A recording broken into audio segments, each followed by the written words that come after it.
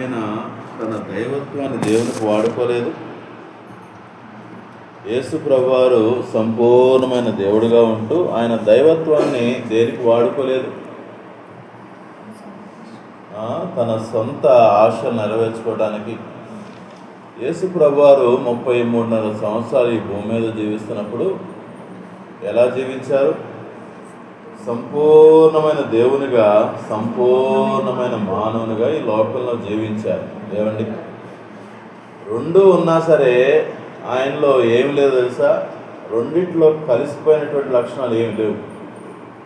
అర్థమైన ఎక్కడ ఆయన కలవల. ఏ విషయాల్లో కలవలేదు? దైవత్వం మానవత్వం కలిసి ఎక్కడ నడవల. అర్థమైనా? రెండు ప్రత్యేకంగానే చూపించారు. ఆయన దైవత్వాన్ని దేవునికి వాడుకోలేదంటే అనారోగ్యాలకు వాడుకోలే. చాలాసార్లు మనం ఏం చేస్తాం? స్వాతంత్రం తీసుకుంటాం కదా. ఏ స్వాతంత్రం? చర్చిలో ఏదైనా బాధ్యత అప్పగించా అనుకోండి. ఒక బాధ్యత అప్పగిస్తే కాస్త ఏదైనా భోజనాలు చేసినప్పుడు, లేకపోతే కాస్త భోజనం మిగిలినప్పుడు ఏం చేస్తాం? మనకున్న అధికారాన్ని బట్టి ఏం చేస్తాం? వాడుకుంటాం. అవునా కదా? మిగిలిపోయింది కదా, ఎవరికో ఏమిటి ఎందుకులే, నేనే ఉంచుకుంటాలే అనుకుంటాం. అర్థమైందా? మనకు కాస్త ఏదైనా అధికారం అంటే చర్చ్ మీద ఏం చేస్తామంటే చర్చ్ ఉన్న వస్తువులు కొన్ని వాడుకుంటాం. ఏముందిలే వాడుకొని మనం పెట్టుకుంటాం. లాడా ఏముందిలే ఏముందిలే ఏముందిలే ఏముంది? అస్సలు యేసు ప్రభువారు దేనికి అవకాశం లేదు. ఆయనకు ఉన్నటువంటి ఆ దైవత్వాన్ని ఈ లోకంలో దేనికి వాడలా. అది పరిశుద్ధంగా జీవించడానికి కావచ్చు, ఆయన అవసరాలు తీసుకోవడానికి కావచ్చు, లేకపోతే ఆయనకి ఏదైనా ఇబ్బందులు వచ్చినప్పుడు కావచ్చు. ఎప్పుడు కూడా ఆయన ఏం చేయలేదు. ఆయన తన యొక్క పరిశుద్ధతని లేకపోతే ఆయన దైవత్వాన్ని దేన్ని కూడా మరి వాడినట్టుగా మనం చూడం. ఆయన అధికారాన్ని వాడలేదు. రైట్? అది దేని గుర్తుగా ఉందంటే ఆయన సంపూర్ణమైన దేవుడు అంటానికి. రెండోది ఇంకొక భాగం దాంట్లో చూద్దాం. యేసు ప్రభువారు సంపూర్ణమైన దేవుడు అంటానికి మరొక గుర్తు ఏంటంటే దేవుడికి ఏమండి ఉన్నటువంటి హక్కులు, ఆయనకున్నటువంటి అధికారాలు కలిగి ఈ లోకంలో జీవించారు. దేవుడికి ఉన్నటువంటి హక్కులు కలిగి జీవించారు. మనం ఇందాక చెప్పుకుంది ఏంటిది? దేవునికున్న లక్షణాలు. అర్థమైందా? దేవునికున్న క్యారెక్టర్స్ ఉన్నాయి. రెండోది ఏం తెలుసా? ఆయన చేసేటువంటి పనులు, దేవుడు మాత్రమే చేయగలిగేటువంటి కొన్ని పనులు ఏమండి ఈ లోకంలో యేసుక్రీస్తు ప్రభువారు చేశారు. అవేంటో కొన్ని ఆలోచన చేద్దామా? మొట్టమొదటిది, యేసుక్రీస్తు ప్రభువారు మృతులను తిరిగి లేపారు. చనిపోయిన వ్యక్తిని ఏమన్నా మనిషి లేపుతాడా? చనిపోయేటువంటి వ్యక్తిని డాక్టర్ లేపుతాడా? డాక్టర్ కూడా ఏం చేస్తాడు? చేతులు ఎత్తేస్తాడు. ఏమంటాడు? ఏమంటే మా చెయ్యి దాటిపోయిందండి అంటాడు. అంటే మనుషుల చేతిలో ఏమి లేదు. ఒక వ్యక్తిని తిరిగి బ్రతికించడం అనేది ఎవరి వల్ల కాదు. కానీ యేసుక్రీస్తు ప్రభువారు ఈ లోకంలో ఉన్నప్పుడు ఆయన ఏం చేశారు? చనిపోయినటువంటి వారిని తిరిగి లేపారు. చెప్తారా ఎవరన్నా? యేసు ప్రభువారు చనిపోయిన వారిని ఎవరెవరు లేపారు? మరి చెప్పేసరే.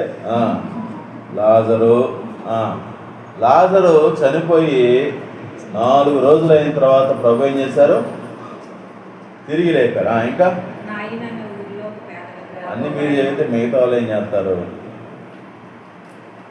అలవాటు చేసుకోవాలి. కొన్ని అలవాటుల్ని పద్దాకా తెప్పించుకోకూడదు. ఏ అలవాట్లు అయ్యి? ఒక్కళ్ళే ప్రార్థన చేయటం, ఒక్కళ్ళే ఆరాధన చేయటం, ఒక్కళ్ళే వాక్యం చదవటం, ఒక్కళ్ళే చేశారనుకోండి ఏమైతే తెలుసా? అందరూ నిద్రపోతారు. నిద్రపోతాం అంటే అర్థం ఏంటంటే నిద్రపోవడం కాదు, మేలకుండా ఉంటారు. అది మేలా కీడా? కీడే. వాళ్ళు మనం పాడు చేసినట్లే. అర్థమైందా? వాళ్ళు మనం నిజంగా పాడు చేసినట్లే. అలా వాళ్ళు నేర్చుకోవాలి లేదా? వాళ్ళు ఆలోచించాలి లేదా? వాళ్ళు ప్రార్థన చేయాలి లేదా? అవునా? కాబట్టి మనం కాస్త ఆగటం వల్ల వాళ్ళు మేలు పొందుకుంటారు. అర్థమైందా? ఇంకా యేసు ప్రభువారు ఎవరిని తిరిగి లేపారు? ఎన్ని సంవత్సరాల పాప? 12 సంవత్సరాల అధికారిక కుమార్తెని. ఆమె చనిపోయింది. యేసు ప్రభు దగ్గరికి బతినాడతాడు కదా, అయ్యా మా అమ్మాయి చనిపోబోతున్నాయ్యా రయ్యా అని. అప్పుడు యేసుప్రభు వారు ఏం చేశారు? వెంటనే వెళ్ళారా? వెంటనే వెళ్ళా. ఈ మధ్యలో ఒక అడ్డు వచ్చింది. ఆ అడ్డు కూడా ఎవరు అనుమతించారు? దేవుడే అనుమతించాడు. ఎవరా? 12 సంవత్సరాల నుంచి రక్తస్రావం గల స్త్రీ అడ్డొచ్చి ఏమండి ఆయన చెంగు ముట్టుకొని వెళ్ళిపోదాం అనుకుంది. యేసుప్రభు వారు కూడా పోనీయొచ్చుగా, పోతే పోయింది అని మళ్ళీ ఆగి ఆమెతో కాసేపు మాట్లాడి, ఎంత టైం వేస్ట్ చెప్పండి మళ్ళీ, అవునా కదా? అర్జెంటుగా ఉన్న వాళ్ళకి చిన్న మాట అయినా ఎట్లా అనిపిస్తుంది? టైం వేస్ట్ చేస్తున్నాడు ఈయన అనుకుంటా. ఎంత సమయం ప్రభు తీసుకున్నారో. ఎవరో నన్ను పట్టుకున్నారు ఇక్కడ. అందరూ అంటున్నారు, అయ్యా ఎంతమంది నీ మీద పడుతుంటే ఎవరో పట్టుకున్నారండి, అందరూ పట్టుకున్నారు మిమ్మల్ని. కానీ ఈ పట్టుకోవటం ఏంటి? విశ్వాసంతో పట్టుకున్నారు ఎవరో. ఏమండి, యేసుక్రీస్తు ప్రభు దగ్గరికి వచ్చినటువంటి వాళ్ళు ఎవరిని కూడా ఏమండి ఆయన ఉట్టిగా పంపిలా. యేసు ప్రభు దగ్గరికి వచ్చినటువంటి వారిని ఎవరిని కూడా ఆయన ఎట పంపిలా? ఉట్టిగా వెళ్ళిన వాళ్ళు ఎవరో తెలుసా? విశ్వాసం లేకుండా వచ్చిన వాళ్ళే వెళ్ళారు. మార్క్స్ వార్తల మాటలు, వారిలో అనేకులు ఆయన కార్యములు వారు ఆయన అనేకమైన కార్యములు చేయలేదు వారి అవిశ్వాసమును బట్టి. కాబట్టి ఆ తల్లి విశ్వాసంతో పట్టుకుంది, ప్రభు స్వస్థపరిచారు. ఆ టైంలోనే ఎవరు వచ్చారు? వాళ్ళు దాసులు వచ్చి చెబుతున్నాడు, ఏమని? అయ్యా అయిపోయింది అయ్యా, మేమ్మే చనిపోయింది, ఇక దాసు ఆ బోధకుడు నువ్వు శ్రమ పెట్టవద్దు. చూడండి, ఎందుకు ఈ మాటలు మీకు జ్ఞాపకం చేస్తానంటే, దేవుడు యేసుక్రీస్తు ప్రభు వారు కావాలని ఏం చేశారు? అక్కడ డిలే ఏదో పని అక్కడ జరిగిందిలేండి. లాజరు విషయంలో కూడా యేసుప్రభు ఖాళీగా లేరు. కాసేపు పడుకుని వెళ్దాంలే అని రెస్ట్ తీసుకోలే. ఆయన అక్కడ పరిచయం చేస్తా అడు చేస్తా బోధించుకుంటా 4 రోజులు గడిపేశారు అంతే. ఇక్కడ కూడా ఏం జరిగింది? అదే జరిగింది. అర్థమైందా? కానీ ఎందుకు డిలే చేశారంటే, ఏమండి ఆయన యొక్క దైవత్వాన్ని ఎరగాలని, దేవుని యొక్క దైవత్వాన్ని ఎరగాలని. మార్తతో యేసుప్రభు వారు లాజరు యొక్క సందర్భంలో అడుగుతారు కదా, ఏమని? నువ్వు నమ్ముతున్నావా? ఏమని చదువుదాం మాట. ఎందుకు అంటే యేసుక్రీస్తు ప్రభు వారు మరి సంపూర్ణమైన దేవుడుగా ఉంటూ మరి దేవుడే చేయగలిగేటువంటి కొన్ని పనులు ఆయన ఎందుకు చేశారయ్యా అంటే, మరి ఆయనను ఎరుగునట్లుగా దేవుణ్ణి ఎరగాలని. చూడండి, యేసు ప్రభు వారు మార్తతో నువ్వు నమ్ముచున్నావా అనే మాట ఏ సందర్భంలో అన్నారు?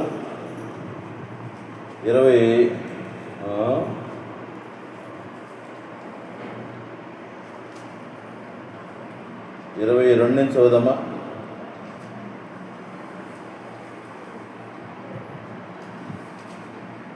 ఆ 11:22.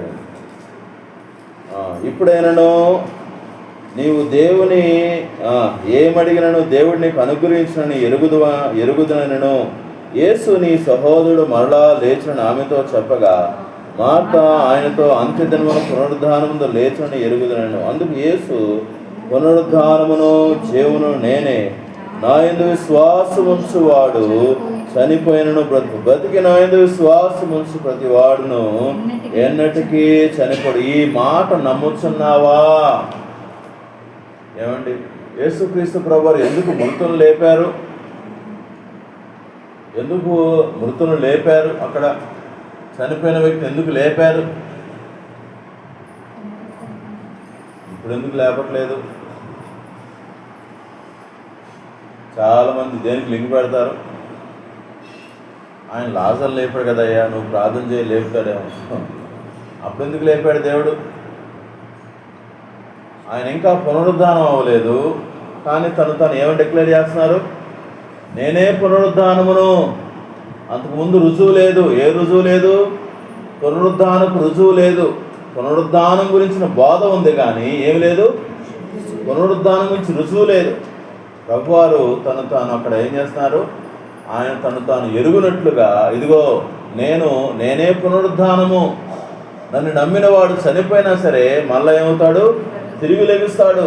తిరిగి లేచిన వాడు మరి ఎన్నడూ చనిపోడు. ఏమండి దీన్నే పునరుద్ధానం అంటాం. పునరుద్ధానం అంటే అర్థమైందంటే తిరిగి లేవటం కాదు, తిరిగి లేచి మరలా చనిపోకపోవటం. అర్థమైందా? ఈ లోకంలో చాలామంది బతికాడు మళ్ళా బతికాడురా అన్నోళ్ళు ఉన్నారు, కానీ వాళ్ళు ఏమైపోయారు? మళ్ళీ చనిపోయారు. కానీ యేసుక్రీస్తు ప్రభువారు చనిపోయి 3 దినాలు సమాధిలో ఉండి తిరిగి లేచి మళ్ళీ ఎప్పుడు చనిపోలేదు. అందుకే ఆయన దేవుడు అంటున్నాం. ఏమండి, యేసు ప్రభువారి యొక్క సమాధి ఖాళీ సమాధి. ఇంకా ఎవ్వరు కూడా దేవుడు అని పేరు పెట్టుకున్న వాళ్ళ సమాధులు ఖాళీగా లేవు. ఏమండి, వాళ్ళు చనిపోయి పాతి పెట్టబడి అందులోనే ఉన్నారు. ఏమండి, తిరిగి లేచారని చెప్పిన వాళ్ళు ఎవరు ఉన్నారా? ఈ భూమి మీద దేవుడు అనేటువంటి వాళ్ళు తిరిగి లేచాడు అని ఏమన్నా ఉన్నారా? లేదు. కానీ యేసు ప్రభువారు ఎవరు? ఆయన పునరుద్ధానమును జీవమైనటువంటి దేవుడు. ఆనాడు లాజరు సమయంలో ఎందుకు దేవుడు తను తాను బయలుపరచుకోవడానికి ఇష్టపడ్డాడు అంటే, ఇదిగో పునరుద్ధానం గురించి రుజువునైనా చూపించడానికే. సరే, ఏమి ఎరగాలని ఇష్టపడ్డారు ఆయన? చెప్పండి, ఏమి ఎరగాలని ఇష్టపడ్డారు? పునరుద్ధానము జీవము యేసుక్రీస్తు ప్రభువే. ఈరోజు నమ్ముతున్నావా? ఏమండి, ఈరోజు నమ్ముతున్నావా? మనం యేసుక్రీస్తు ప్రభువారే పునరుద్ధానము జీవము నమ్ముతున్నావా? నమ్మితే దేనికి భయపడం? చనిపోతాం అనే దానికి భయపడం. అర్థమవుతుందా? మరణానికి భయపడం. ఎందుకు భయపడవు? చనిపోయిన తర్వాత ఏం జరిగిద్దో కూడా తెలుసు. అర్థమవుతా ఉందా? కొంతమంది సినిమా ముందే కనుక్కుంటారు, స్టోరీ అంతా కనుక్కుంటారు. స్టోరీ కనుక్కోకుండా చూసే వాళ్ళకి, స్టోరీ కనుక్కొని చూసే వాళ్ళకి తేడా ఉండదు లేదా? ఏం తేడా? మ్యాచ్ ఎవరు గెలిచారో తెలుసుకొని చూసేవాడికి, మ్యాచ్ ఎవరు గెలిచారో తెలియకోకుండా చూసేవాడికి తేడా ఉండదు లేదా? ఏం తేడా? వీడికి టెన్షన్ ఎక్కువ ఉండిద్ది. ఏం టెన్షన్? నెక్స్ట్ ఓవర్లో ఏమైద్దా, అలా గెలుస్తారో లేదా, ఏమైద్దా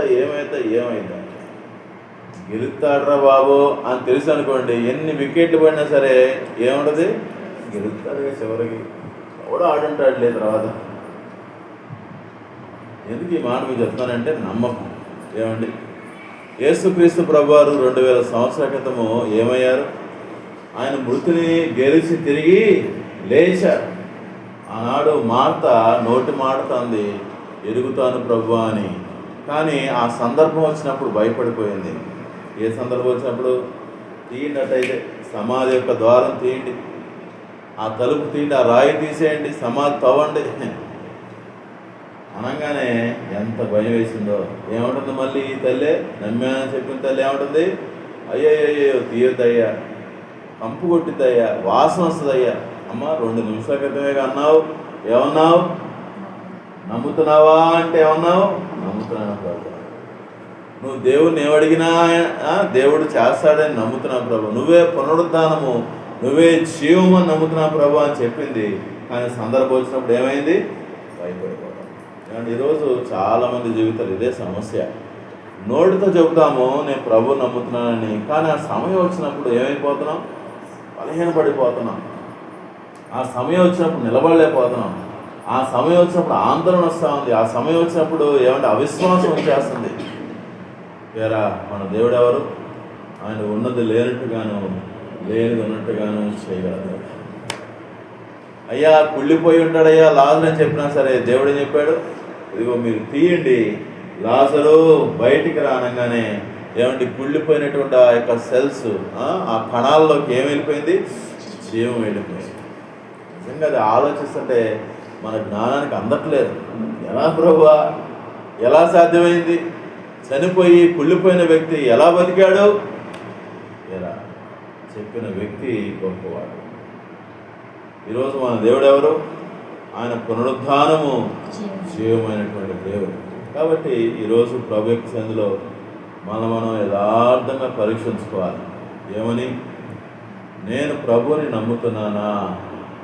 నా నమ్మకం మాటల వరకు ఉందా? నా నమ్మకం ప్రవర్తనలో కూడా కనిపిస్తుందా? యాకోబు భక్తుడు ఏమంటున్నాడు? విశ్వాసం గురించి మాట్లాడితే ఏమంటాడు అక్కడ? విశ్వాసము క్రియలు లేనిదైతే అది ఏమైపోయింది? ఒంటిగా ఉంటుంది. ఏమడగాలి దేవుని దగ్గర? ప్రభువా, క్రియలతో కూడుకున్న విశ్వాసం నాకు దయచేయరా. కాబట్టి మొట్టమొదటి ఏంటిది? యేసుక్రీస్తు ప్రభువారు చనిపోయిన వారిని తిరిగి లేపారు. అంటే అర్థం ఏంటి? ఆయన మానవుడనా? ఈ లోకంలో ఉన్నప్పుడు యేసు ప్రభువారు ఏం చేశారు? చిలక మొక్క ఏం చేశారు? చిలక మొక్కనా? ఏం చేశారు? చనిపోయిన వారిని లేపారు. ఏం చేశారు? చనిపోయిన వారు లేపారు. చనిపోయిన వారు లేపారంటే మనిషి చేసే పనా, దేవుడు చేసే పనా? అర్థమైందా? కాబట్టి యేసు ప్రభువారు ఈ లోకంలో 33 సంవత్సరాలు ఆయన బ్రతికి ఎలా బతికారు? సంపూర్ణమైన దేవునిగా బ్రతికారు. అర్థమైందని. ఇంకొకళ్ళు ఎవరు? ఒకళ్ళేమో లాజరు, ఇంకొకళ్ళేమో 12 సంవత్సరాల పాప చనిపోతే తిరిగి లేపారు. ఇంకొకళ్ళు ఎవరు? ఎవడో విన్నాను. ఇంకెవరున్నారు?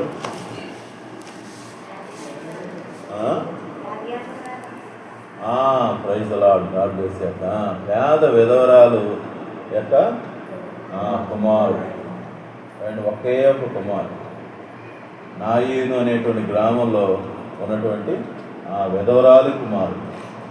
నిజంగా అది ఎంత ఆశ్చర్యం అనిపిస్తుందా?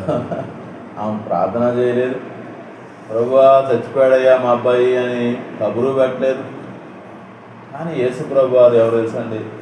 ఆయన సర్వజ్ఞాని అయినటువంటి దేవుడు. ఆయన సర్వజ్ఞాని అయినటువంటి దేవుడు. ఏమండి, భూమి మీద ఉన్నటువంటి ప్రతి మానవుడిని ఆయన ఎంత ప్రేమిస్తున్నాడో అర్థమైంది అక్కడ. దేవుడు తెలుసు, ఒకవేళ ఆ కుమారుడు కనుక చచ్చిపోతే ఇప్పుడు ఆమె ఏమైపోయింది? ఒంటరి అయిపోయింది. ఏమండి, నిజంగా అది ధ్యానిస్తున్నప్పుడు ఎంతగా ప్రభువుని స్తుతిస్తున్నామో. ఎందుకంటే కీర్తనకాడు చెప్పినట్టుగా యెహోవా ఉత్తముడు. మత్తయి సువార్తలో యేసు ప్రభువారు కూడా ఈ మాట చెప్తారు కదా, ఏమని? దేవుడు మంచివాడు. ఎంత మంచివాడు? ఆయన చెడ్డవారి మీదను మంచివారి మీదను ఆయన తన వర్షమును కురిపిస్తాడు. ఏమండి, యూనివర్సల్ గ్రేస్ అంటారు. దేవుడు ఆయన నువ్వు నమ్ముకోకపోయినా సరే దేవుడు ఏం చూపిస్తాడు? దేవుడు మంచితనాన్ని చూపిస్తాడు. ఏమండి, దేవుడు పార్షియాలిటీ చూపించడా? చూపించిన సందర్భం ఏమైనా ఉందా బైబిల్లో? ఇశ్రాయేలు ప్రజలు ఏమండి ఐగుప్తులో ఉన్నప్పుడు దేవుడు ఏం చేశాడు? వాళ్ళ పొలాలని వీళ్ళ పొలాలని సపరేట్ చేసి పడేశాడు. వాళ్ళుండే ఇళ్ళని వీళ్ళుండే ఇళ్ళని సపరేట్ చేశాడు. ఏమంటే మిడతలు వచ్చినాయి. మిడతలకు కూడా ఏమర్థమైంది? అయ్యో, ఇది ఇశ్రాయేలు ప్రజల పొలాలు, వీటిని తినకూడదు. ఎవరు తినాలి? ఐగుప్తుల పొలాల్లో తినాలి. అలా వాడికి ఎట్టాగా ఆజ్ఞ వచ్చిన చూడండి. అంటే దేవుడు అలా చేయలేడా? చేయగలడు. కానీ ఇప్పుడు ఆయన ఏం చేస్తున్నాడు? అలా చేయట్లేదంటే అర్థమేంటి? దేవుని యొక్క మంచితనం. ఏమండి, యూనివర్సల్ గ్రేస్ ఆఫ్ గాడ్. దేవుడు అందరికీ చూపించే కృప ఉంది. అదే నాయీను విధవరాల దగ్గర కూడా మనం చూస్తాం. ఆయన పిలవలేదు, ఆయనకి ప్రార్థన చేయలేదు, కానీ ఆయన ఎవరు? పట్టించుకున్న దేవుడు. కాబట్టి మృతులను తిరిగి లేపిన దేవుడు. రెండోది చూద్దామా? రెండవది ఆయన ఏం చేశారంటే యోహాను సువార్త 10వ అధ్యాయము, యోహాను సువార్త 10వ అధ్యాయము 37వ వచనము, ఆ తర్వాత 39వ వచనం చూద్దామా? యోహాను సువార్త 10వ అధ్యాయము 37వ వచనము నుంచి 39వ వచనం చూద్దాం.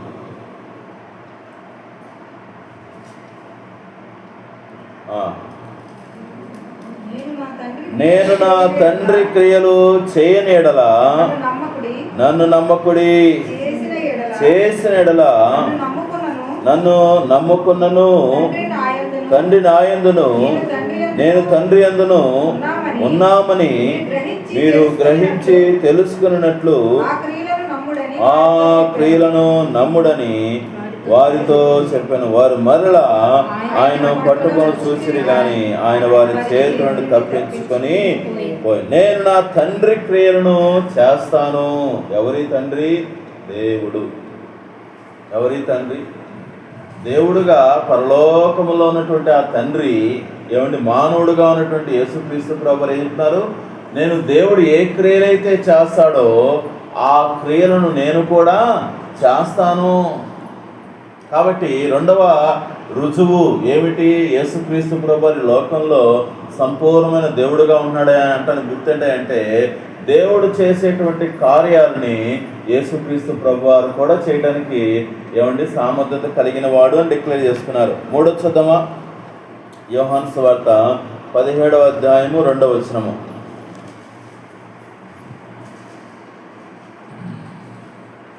యోహాను సువార్త ఆయనలో మనకు కనిపించేటువంటి దేవుడికి మాత్రమే ఉన్న హక్కు మరొకటి ఏంటంటే నీ కుమారుని మహిమపరచినట్లు నీ కుమారుని మహిమపరచుము.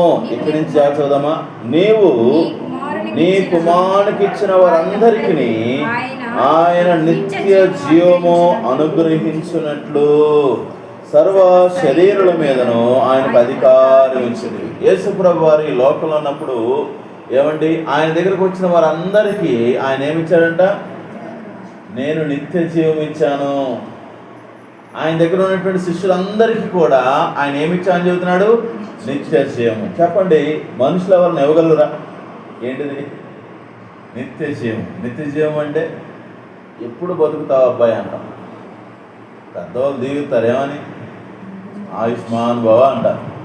లేకపోతే నిండు 100 ఏళ్ళు బతుకురా అబ్బాయి అంటారు. అవునా కదా? బతుకురా అన్నోళ్ళు బతికారట 100 సంవత్సరాలు. కోరిక అది అంతే. కానీ యేసు ప్రభు వారు ఏమిచ్చా అని చెబుతున్నాడు? నేను నిత్య జీవం ఇచ్చి ఉన్నాను. ఏమంటే అధికారం నాకు ఇచ్చావయ్యా. కాబట్టి నిత్య జీవం ఇచ్చేది ఒక దేవుడు మాత్రమే. మరి ఆ దేవుడికి ఉన్నటువంటి ఆ హక్కు ఎవరు అనుభవించారు ఈ లోకంలో?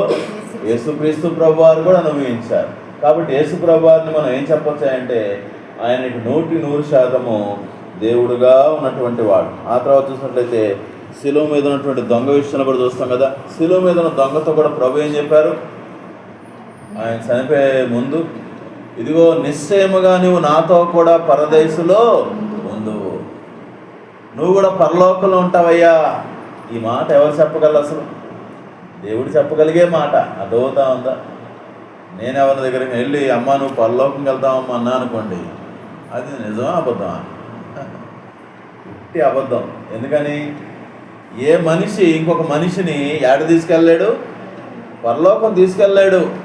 అర్థమవుతా ఉందా? అందుకని యేసు ప్రభువు వారు ఈ మాట చెప్ప ఏమని? నేనే సత్యమును, నేనే జీవమును, నేనే మార్గమును. ఏ మార్గమైనా?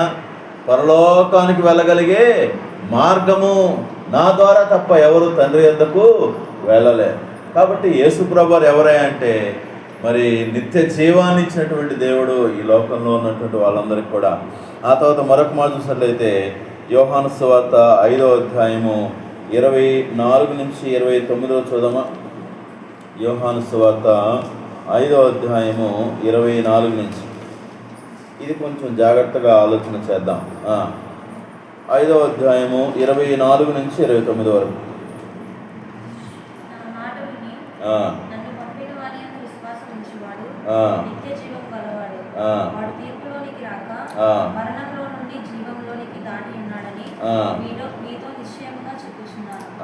మృతులు దేవుని కుమారుని శబ్దము వినుబడి వచ్చుచున్నది, ఇప్పుడే వచ్చి ఉన్నది, దానిని వినువారు జీవితులని నీతో నిశ్చయముగా చెప్పుచున్నాను.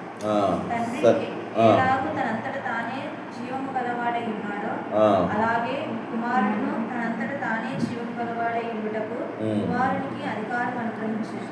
ఇది జాగ్రత్తగా 27. మరియు ఆయన మనుష్య కుమారుడు గనుక తీర్పు తీర్చుటకు తండ్రి అధికారం అనుగ్రహించెను. దీనికి ఆశ్చర్యపడకుడి. ఏమండి? తీర్పు తీర్చే అధికారం.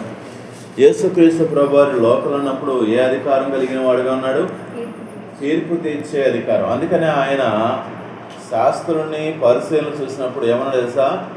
వేషధారులారా, మత్తయి సువార్త 23వ అధ్యాయం మొత్తం మీరు చూస్తే యేసు ప్రభువారు ఏమండి శాస్త్రులు పరిసెలు అప్పుడు కాలంలో అందరూ ఎవరాళ్ళు గౌరవంగా ఉన్నవాళ్ళు, అవునా, పెద్దలు. వాళ్ళని ఏమంటున్నాడు? వేషధారులారా. ఏమండి వేషధారులారా అనే మాట అర్థమైందండి, తీర్పు తీర్చడం, జడ్జిమెంట్, అవును కదా. వాళ్ళ ప్రవర్తన బట్టి వాళ్ళకి ఏం తీర్చాడు దేవుడు? తీర్పు తీర్చాడు. ఈరోజు ఈ మాట ఆలోచిస్తున్నప్పుడు అండి చాలాసార్లు మనం ఏం చేస్తామంటే మనమే తీర్పు తీరుస్తూ ఉంటాం, అవునా కదా. తీర్పు తీర్చేటువంటి అధికారం ఎవరిది? ఒక వ్యక్తిని పలానా వాడు అని అనటానికి అధికారం ఎవరికి ఉంది? కానీ మనం ఏం చేస్తాం తెలుసా? దేవుని యొక్క స్థానంలో కూర్చుంటాం, ఏమాత్రం భయపడం. ఎదుటి వారికి తీర్పు తీరుస్తున్నప్పుడు ఏమాత్రం కూడా మనం భయపడం. ఎందుకు భయపడాలి? చూడండి, హెబ్రీ పత్రికల మాట మనం చూద్దామా? హెబ్రీ పత్రిక 10వ అధ్యాయము 30వ వచనం చూద్దామా? హెబ్రీ 10:30. తీర్పు ఎవరు తీర్చాలంట? హెబ్రీ పత్రిక 10వ అధ్యాయము 30వ వచనం.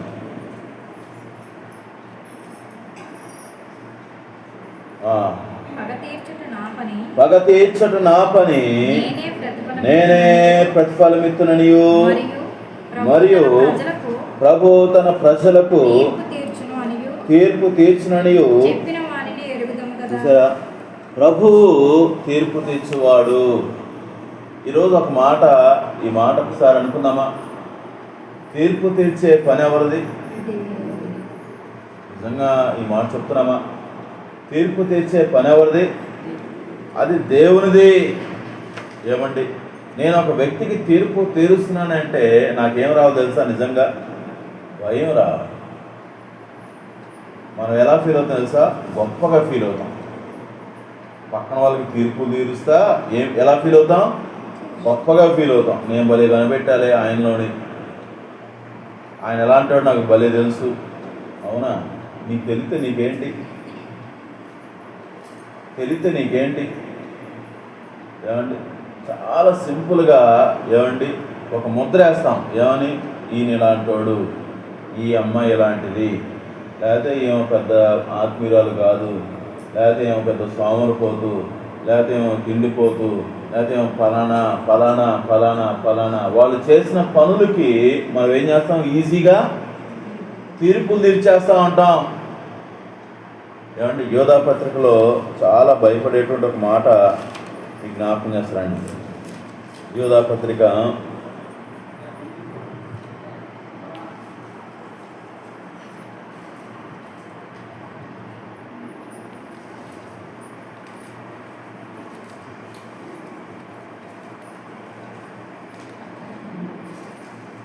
9వ వచనం చూద్దామండి. 9. ప్రధాన దూత అయిన మిఖాయేలు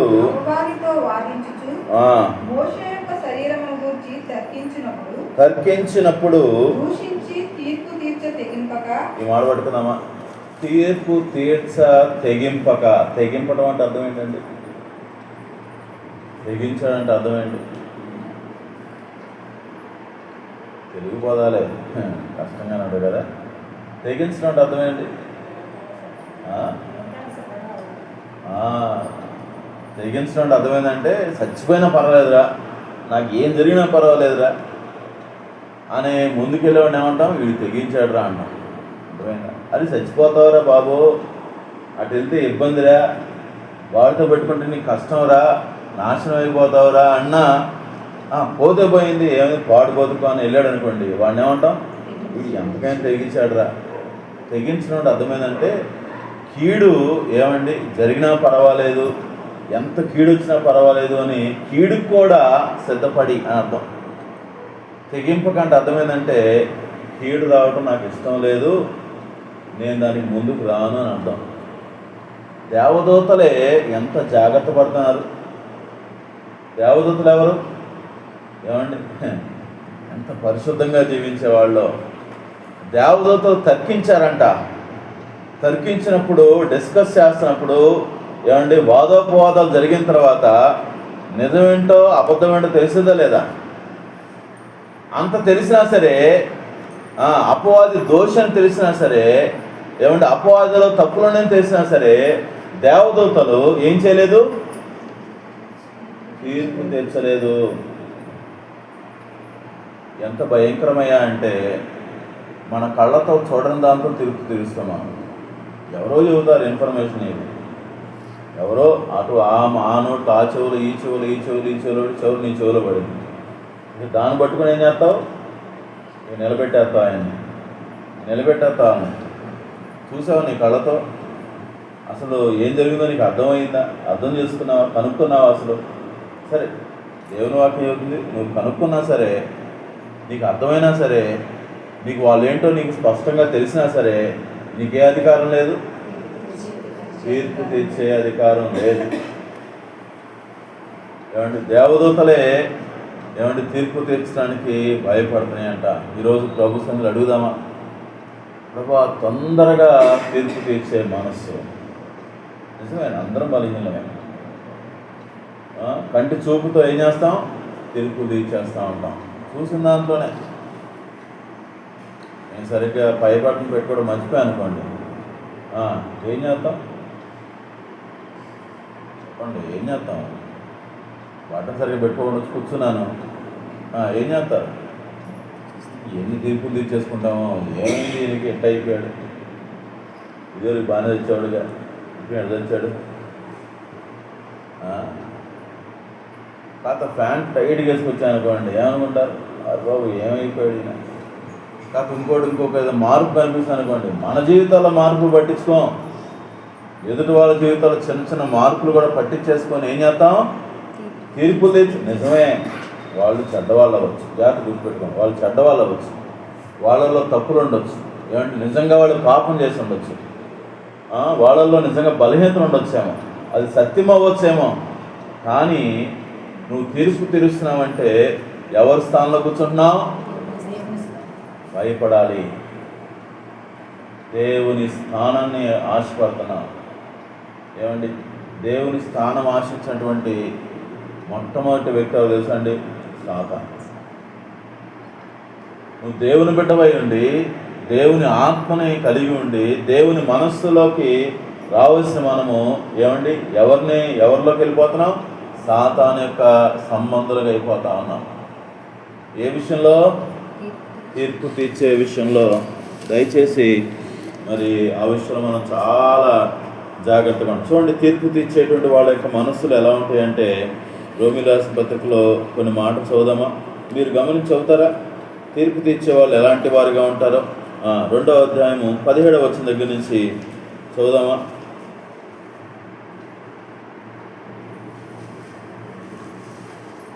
నుంచి చదువుదామా?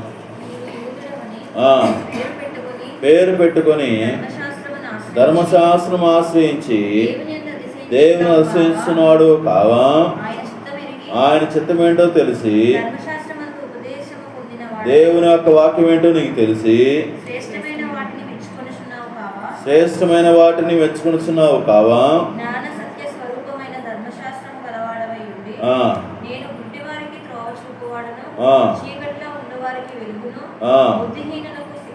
బుద్ధిహీనులకు శిక్షకుడును, బాలులకు ఉపాధ్యాయుడనై ఉన్నానని నీ అంతట నీవే ధైర్యం వహించుకొనుచున్నావు కావా?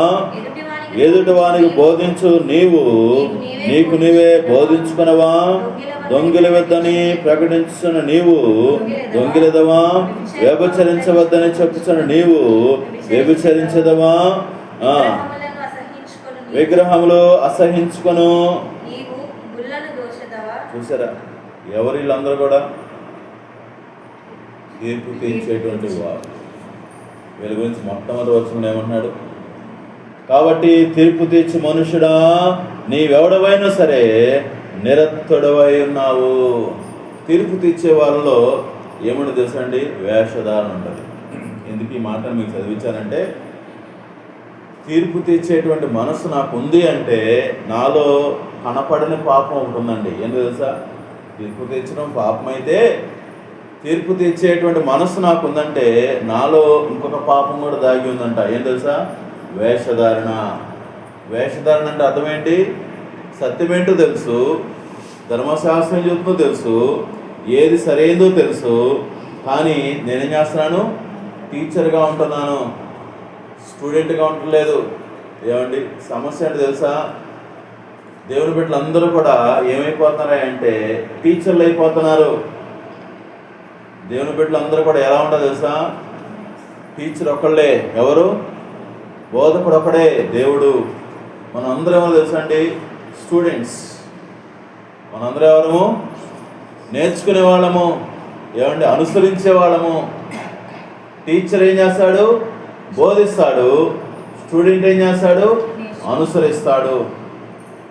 కానీ మనం దేనికి ఎలా ఉండటానికి ఇష్టపడుతున్నాం? బోధకులుగా ఉండటానికి ఇష్టపడిపోతున్నాం. చెప్పటానికే. చెల్లి అలా ఉండకూడదు, తమ్ముడు అలా ఉండకూడదు, ఎలా చేద్దాం, అలా చేద్దాం, ఇలా ఉందాం, అలా ఉందాం చెప్పటానికే. వేరా వేషధారణ.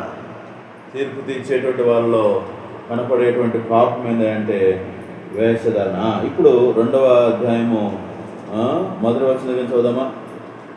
దేని విషయంలో ఎదుటివానికి తీర్పు తీర్చున్నావో దాని విషయంలో నీవే నేరస్తుడని తీర్పు తీర్చుకొనుచున్నావు. తీర్పు తీర్చేటువంటి వారిలో ఏమండి మరొకటి ఏమిటంటే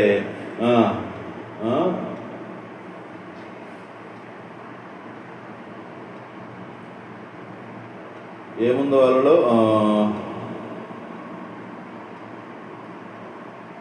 4వ వచనం చదువుదామా?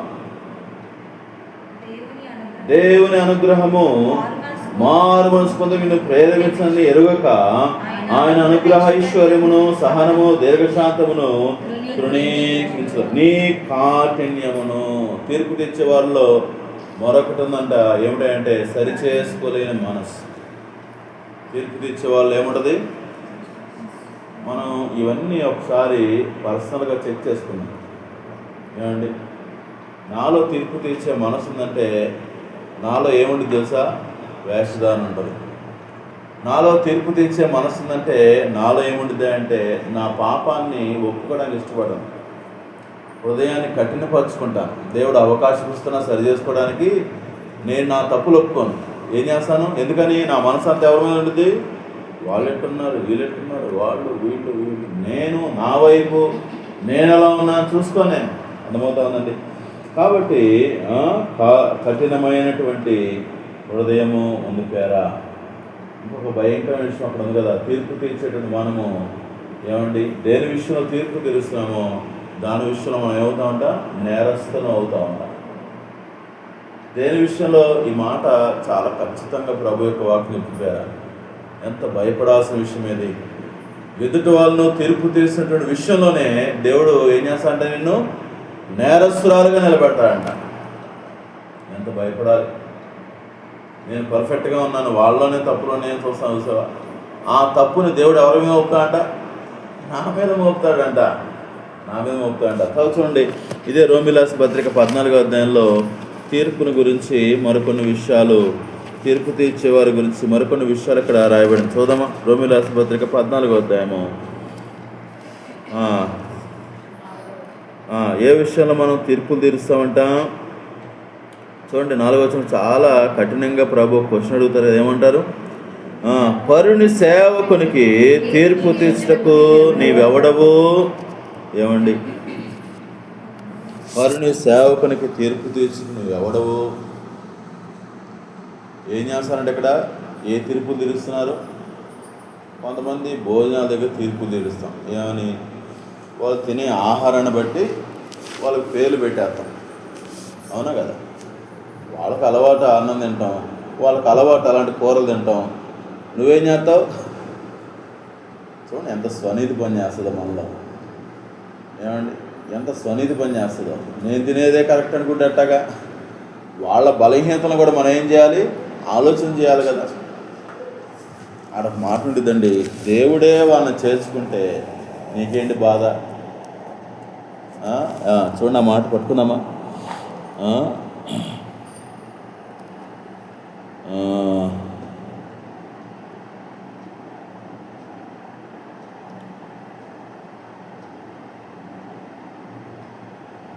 3వ వచనం చూద్దామా.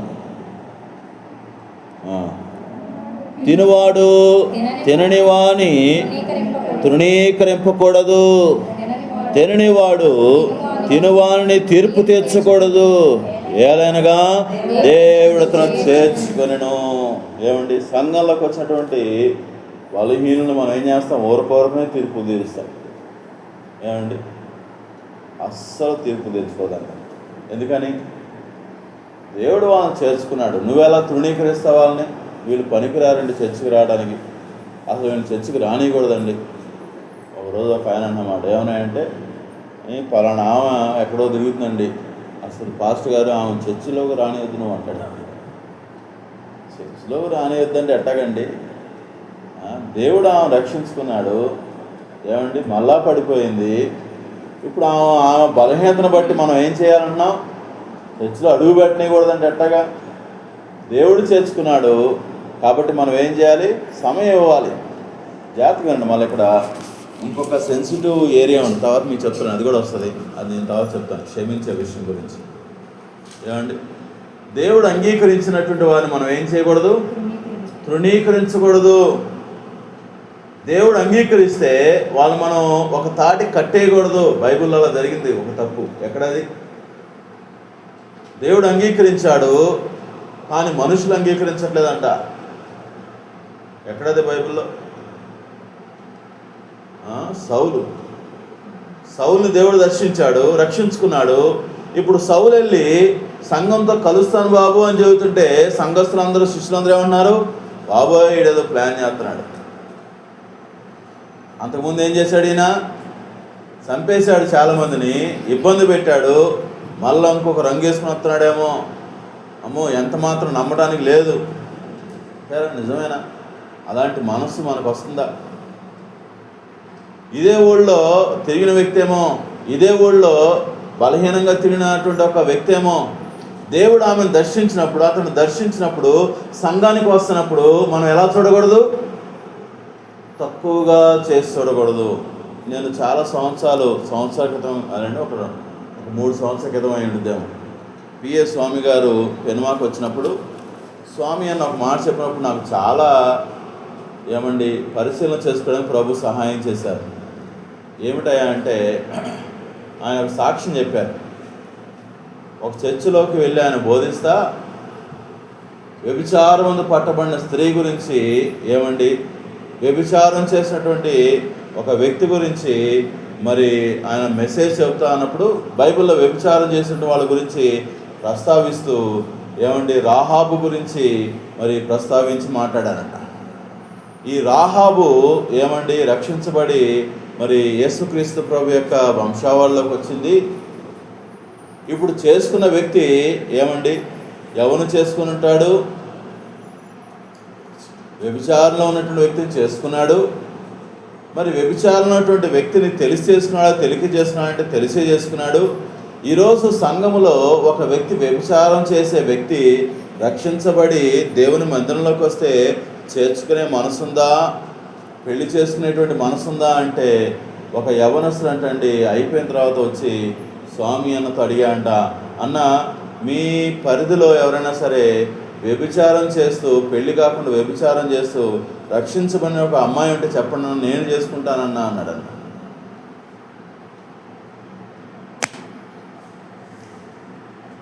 ఏమండి, ఈరోజు పెళ్లి చేసే ముందు ఎన్ని ఆలోచిస్తున్నామో.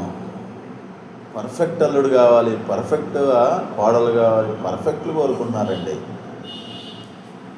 ఎవరు పర్ఫెక్ట్ చెప్పండి? ఎవరం కాదు. రక్షించబడ్డారా లేదా అనేటువంటి చూడలేదు కానివ్వండి, ఏమండి చరిత్ర వెతికేస్తూ ఉంటాం. చరిత్ర ఎలా అయినా ఉండొచ్చు, రక్షించబడిన తర్వాత ఆ వ్యక్తి ఏమై ఉంటాడు? నూతన సృష్టి. అవునా కాదు? రక్షించబడక ముందు ఎలాంటి ప్రవర్తన ఉండొచ్చేమో, రక్షించబడిన తర్వాత తను ఏమై ఉంటాడు? నూతన సృష్టి. ఏమండి, వాళ్ళు మనం ఏం చేయాలి? అంగీకరించాలి. సంఘములైనా సరే, కుటుంబాల్లోకైనా సరే అంగీకరించే మనసును ప్రభుని అడగాలండి. చాలాసార్లు ఏం చేస్తామంటే తీర్పు తెచ్చే మనసులో పెట్టుకొని వాళ్ళ గత చరిత్రను గుర్తుపెట్టుకొని ఏం చేస్తాం? వాళ్ళని దూరంగానే ఉంచుతాం. ఎందుకు దూరంగా ఉంచున్నావు? ఇలా తీర్పు తీర్చడం అంటే నోటితోనే కాదండో, ప్రవర్తన ద్వారా కూడా తీర్పు తీరుస్తాం. నేను ఏమండి మనమ్మక్కని అక్కతో మాట్లాడలేదు అనుకోండి, మనమ్మక్క కనపరిచిన సరే అక్కతో మాట్లాడలేదు అనుకోండి, అర్థం ఏంటి? తీర్పు తీర్చేసాను లోపల. ఏమని? ఏం మంచిది కాదు, ఏమతో మాట్లాడకూడదా. నేను పైకేమల్లా తీర్పు అనగానే మనం ఏం చూస్తున్నాం? ఏదన్నా అంటేనే తీర్పు అంటం కాదు, నా ప్రవర్తన ద్వారా కూడా ఏమండి నేనేం చేస్తున్నాను? తీర్పు తీర్చేస్తున్నాను. ఎరా దేవుని స్థానము భయపడాలి. ఒక వ్యక్తితో నేను మాట్లాడలేదంటే భయపడాలి. ఒక వ్యక్తితో నేను సమాధానం పడట్లేదంటే భయపడాలి. నేను మాట్లాడలేదంటే అర్థం ఏంటి? ఏ స్థానంలో కూర్చున్నాను? దేవుని స్థానంలో కూర్చొని ఆలోచిస్తున్నాను. అర్థమవుతా ఉందండి? కాబట్టి దేవుని యొక్క లక్షణము, అందుకే అక్కడ ఉంది కదా, తీర్పు తీర్చుటకు నీవు ఎవడవు. తీర్పు తీర్చేవాళ్ళు ఏం మర్చిపోతామో తెలుసా? మనమందరము కూడా ఒకరోజు తీర్పులో ఉంటామని. మనందరినీ కూడా దేవుడు ఒకరోజు ఏం చేస్తాడు? స్క్రీనింగ్ చేస్తాడు. అదే అక్కడ 12వ వచనంలో ఆ మాట కనిపిస్తుంది కదా, ఏమనుంది అక్కడ?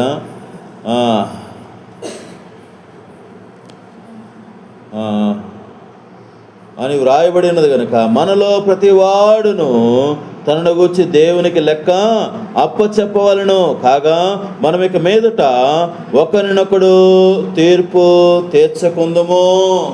ఏం చేయకూడదంట? తీర్పు తీర్చొద్దు. దయచేసి ఈరోజు మనం పరీక్షించుకుందామా? ఏమండి, ఈరోజు మనం పరీక్షించుకుందామా? తీర్పు తీర్చే వాళ్ళలో ఏం లేదయ్యా అంటే క్షమించే మనస్సు లేదండి. ఎందుకు తీర్పు తీరుస్తున్నాడు? చూడండి, ఒక మాట చూద్దానండి. యాకోబు రాసిన పత్రిక 2వ అధ్యాయము 13వ వచనం. తీర్పు తీర్చే వాళ్ళల్లో ఏం లేదు? క్షమించే మనస్సు లేదు. యాకోబు రాసిన పత్రిక 2వ అధ్యాయము 13వ వచనం.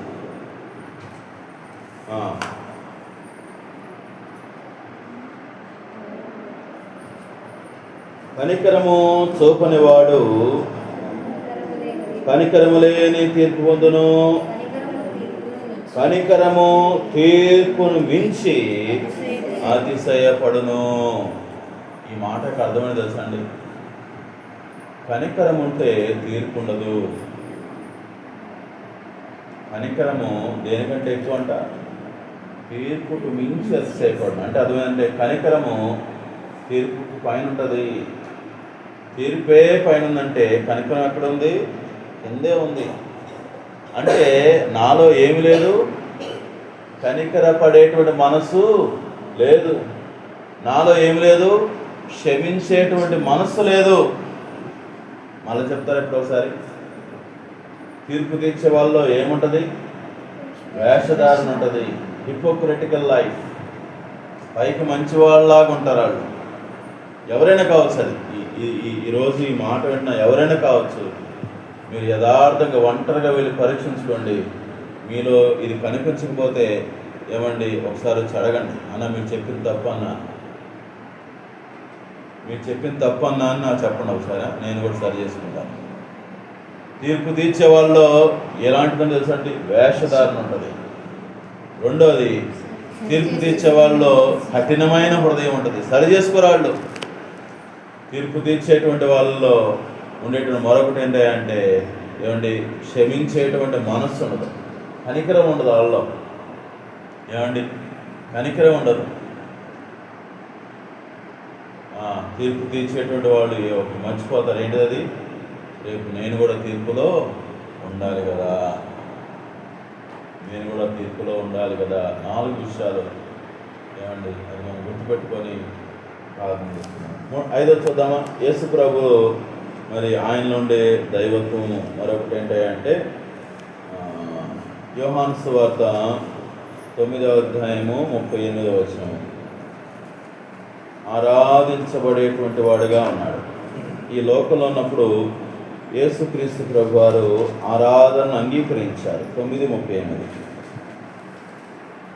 అంతట వాడు యోహాను సువార్త 9:38. అంతట వాడు ప్రభువా ప్రభువా విశ్వసించుచున్నానని నేను విశ్వసించున్నానని చెప్పి ఆయనకు మ్రొక్కెను. ఏమండి, పౌలు శీల వాళ్ళు దయ్యం పడినటువంటి ఒక అమ్మాయిని స్వస్థపరిచినప్పుడు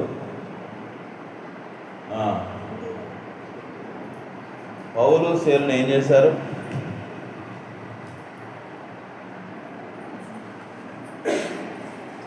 వాళ్ళందరూ ఏం చేశారు అక్కడ? చూద్దాము. సందర్భమైన వేరే సందర్భం సరే చూద్దాము.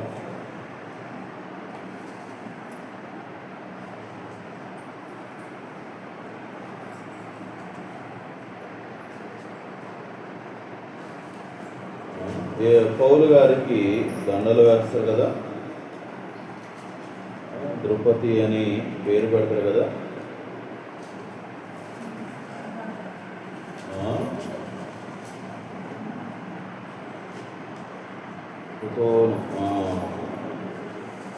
ఇది కదా, ఇక్కడ కాదనుకోడు కదా వాళ్ళని.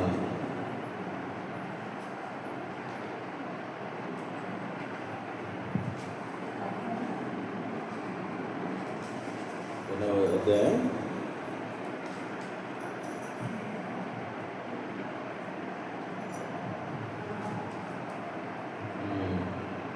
14వ అధ్యాయము పౌలు బర్నబా కదా 14వ అధ్యాయము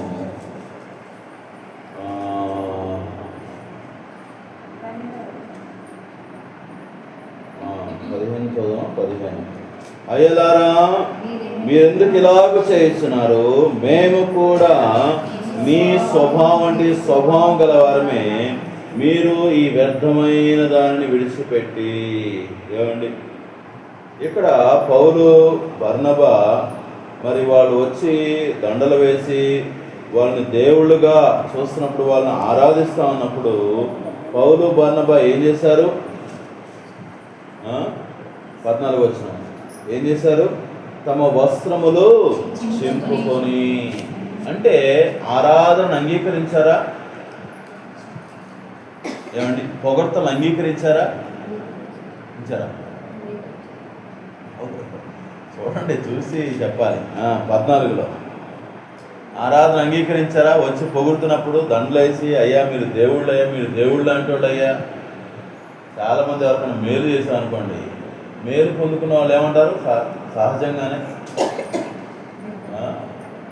నువ్వు దేవుళ్ళలాగా వచ్చావయ్యా, ఎంత గొప్ప పని చేసావయ్యా, నువ్వు మా మామూలుడు కాదు అంటున్నప్పుడు ఏం చేస్తాం? పొంగిపోతూ ఉంటాం. పొంగిపోవటం అంటే అర్థమే తెలుసా? దాన్ని మనం అంగీకరించడమే. ఏమండి, ఏం చెప్పగలగాలి? అమ్మా ఈ మంచి నాది కాదు, దేవుడు నన్ను రక్షించుకున్నాడు కాబట్టి ఇలా మంచిగా ఉంటున్నాను. చూడండి, అది ఎలాంటిది? వాళ్ళ పొగడ్తల్ని, వాళ్ళ ఆరాధనని ఎవరికి ఇచ్చినప్పుడు? మనప్పుడు దేవునికి అప్పగిస్తున్నట్లే. అర్థమవుతుందా? ఇక్కడ యేసు ప్రభు వారిని ఆ యొక్క గుడ్డివాడు ఏం చేస్తున్నాడు? ఆరాధిస్తున్నాడు. సాగిలపడి ఏమండి నమస్కరించి ఆయన ఆరాధిస్తూ ఉన్నాడు. ఆరాధిస్తున్నప్పుడు యేసు ప్రభు వారు ఏమనలేదు? అయ్యో నేను నీలాంటి స్వభావం గలవాడు అన్నాడా? అంటే యేసుప్రభు ఏం చేశారు? ఆరాధనని అంగీకరించారు. అంగీకరించారంటే అర్థమేంటి? ఆయన సంపూర్ణమైనటువంటి దేవుడిగా అక్కడ తను తాను కనపరుచుకుంటా ఉన్నారు. అదవుతుందండి. మరొక మాట చూసినట్లయితే మత్తయి సువార్త 14వ అధ్యాయం 32-33 చదువు. మత్తయి సువార్త 14:32-33. మత్తయి సువార్త 14వ అధ్యాయము 32-33.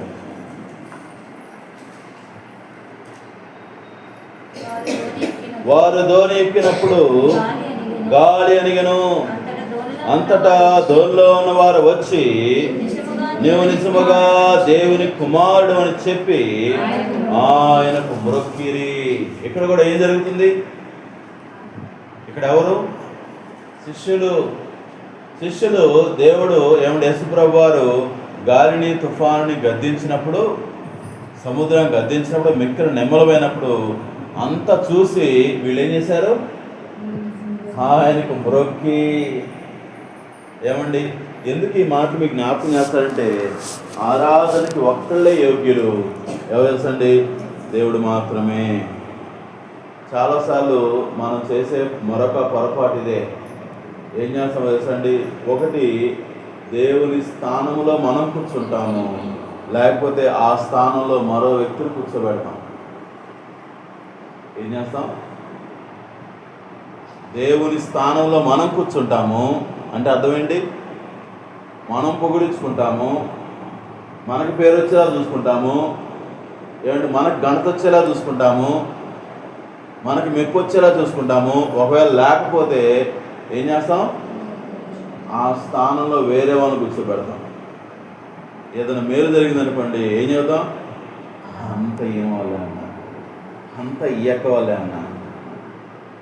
అసలు అక్కకి ఆ హృదయం ఎవరిచ్చి ఉంటారు చెప్పండి?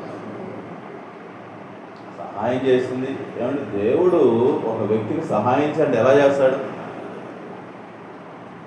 రాత్రి కళ్ళు మూసుకున్నాను, పెద్ద మెరుపు వచ్చింది, తెల్ల లేచబడి మంచం పక్కనే ఉంది, మెడిసిన్స్ ఉన్నాయి. రాత్రి పడుకున్నాను, మంచి వెలుగు వచ్చేసింది, తెల్ల లేచబడికి ఆరోగ్యం వచ్చేసింది. రాత్రి పడుకున్నాను, ఏమొచ్చింది? మళ్ళా భూకంపం వచ్చింది. ఇవన్నీ నిజమేనా? దేవుడు ఎవరి ద్వారా సహాయం చేస్తాడు నీకు? ఎవరో ఒకరి ద్వారా. నీకు ఉద్యోగం కావచ్చు, లేకపోతే ఆరోగ్యం డాక్టర్ ద్వారా అవచ్చు. ఎవరో ఒకరిని దేవుడు వాడుకొని వాళ్ళ జ్ఞానం ఇచ్చి, ఏమంటే వాళ్ళకి కనికరం పుట్టించి, బైబిల్ ఎన్ని విషయాలు మనం చూసామండి. సహాయం చేసినటువంటి దేవుని పక్కన పెట్టేసి ఏం చదువుతున్నాం? ఎవరిని పొగుడుతాం? మనుషులను పొగుడుతాం. అంటే మా బాబాయ్ లేకపోతే ఏమైపోయేవాడు, మా పెద్దనాన్న లేకపోతే ఏమైపోవడం, లేకపోతే మా ఆయన ఆ టైంలో రాకపోతే ఏమైపోయాడు, మా అబ్బాయి పక్కన ఉండబట్టి టైప్ అయినట్టున్నాను. ఓరు బాబు, మీ అబ్బాయి అక్కడ ఉండడానికి కారణం, మీ నాన్నగారు అక్కడ ఉండడం, మీ ఆయన అక్కడ ఉండడానికి కారణం, మీ బాబాయ్ రావడం కారణం ఎవరు? దేవుని యొక్క హస్తము. ఎజ్రా ఎంత చక్కగా చెప్తాడండి. అక్కడ ఆ బబులోను నుంచి యెరూషలేముకి వచ్చిన తర్వాత సాక్ష్యం ప్రతిసారి మాట్లాడాడు, దేవుని యొక్క కరుణా హస్తము మాకు తోడుగా. రాజు మాట్లాడాను, రాజు పంపించాడు అనలా. వాస్తవం జరిగింది అదేగా. నేను రిక్వెస్ట్ చేశాడు, రాజు పంపించాడు. కానీ ఎవరి పేరు వాళ్ళ? రాజు పేరు వాళ్ళ. ఈరోజు సమస్య అదేనండి. ఏంటో సమస్య అంటే, దేవుని స్థానంలో మనుషుని కూర్చోబెడతా ఉంటాం. ఏమండి, ఆరాధనకి ఒకళ్ళే యోగ్యులు, అది దేవుడు మాత్రమే. ఏమండి, మరి వాళ్ళు ఫీల్ అవుతారన్న వాళ్ళ పేరు చెప్పకపోతే ఇదో పెద్ద సమస్య. వాళ్ళు పేరు చెప్పకపోతే వాళ్ళు ఫీల్ అయిపోతారన్నా చెప్పు. ఏమైంది? దేవుని కృపను బట్టి మీరు, లేకపోతే దేవుడి యొక్క దయను బట్టి మీరు సహాయం చేశారండి. దేవుని యొక్క నామము ఘనపరచబడుకోకుండా ఎక్కడైతే ఉంటుందో అక్కడ ఏదో తెలుసండి, ఈ రెండే జరుగుతాయి. ఏంటంటే మనం ఉండటము, లేకపోతే ఎవరినో కూర్చోబెట్టడము. ఈ రెండు పాపమే. ఈ రెండు కూడా పాపమే. కాబట్టి మరి ఆరాధనని ఆయన అంగీకరించుకోండి. మత్తయి సువార్త 28వ అధ్యాయము 17వ వచనము. మరొక పర్యాయము బైబిల్లో మరి ప్రభువుని ఆరాధించినటువంటి సందర్భం ఉంటుంది. మత్తయి సువార్త 28వ అధ్యాయము 17వ వచనం. వారు ఆయన చూచి ఆయనకు మ్రొక్కిరి. ఏమండి, ఏం చేశారంటే వీళ్ళు మ్రొక్కిరి. ఈ 3 సందర్భాల్లో యేసుక్రీస్తు ప్రభువుని శిష్యులు కావచ్చు, లేదా గుడ్డివాడు కావచ్చు, ఏం చేస్తారు? ఆరాధిస్తూ ఉన్నారు. ఆరాధిస్తున్నప్పుడు యేసుక్రీస్తు ప్రభు వారు ఏం చేయలేదు? అబ్జెక్ట్ చేయలేదు. అర్థమవుతా ఉందా? అక్కడ ఏం చూపిస్తున్నారు? అక్కడ దేవుని యొక్క లక్షణం అక్కడ కనిపిస్తూ ఉంది. ఆయన దేవుడు కాబట్టి ఏం అంగీకరించాడు? ఆరాధన అంగీకరించాడు. అర్థమవుతా ఉందా? కాబట్టి మనం కూడా మన జీవితాల్లో ప్రభువుని ఘనపరిచేటువంటి వారంగా ఉండాలి. ప్రభువుని స్తుతించేటువంటి వారంగా, దేవుని మహిమపరిచేవారుగా ఉండాలి. ఏమండి, దేవుని ఎలా మహిమపరచవచ్చు? కొన్ని విషయాలు చూద్దామా? మనము దేవుణ్ణి ఎలాగా మహిమపరచాలి? చూడండి, మహిమ విషయంలో, ఆరాధన విషయంలో దేవుడు ఏమంటున్నాడు? యెషయా గ్రంథము 42వ అధ్యాయము 8వ వచనము. యెషయా గ్రంథము 42వ అధ్యాయము 8వ వచనము. అంటే దేవుడు ఎంత మొహమాటం లేనివాడో మనకు అర్థం కావాలి ఆరాధన విషయంలో. యెహోవాను నేనే, ఇదే నా నామము, మరి ఎవనికిని నా మహిమను నేను ఇచ్చువాడను కాను. చూడండి దేవుడు ఎంత రోషంగా మాట్లాడుతున్నాడు. నేనే దేవుడిని, నాకు రావాల్సిన మహిమను నేను ఎవ్వరికి ఇవ్వను. మనం ఎంత సింపుల్గా ఇచ్చేస్తాం.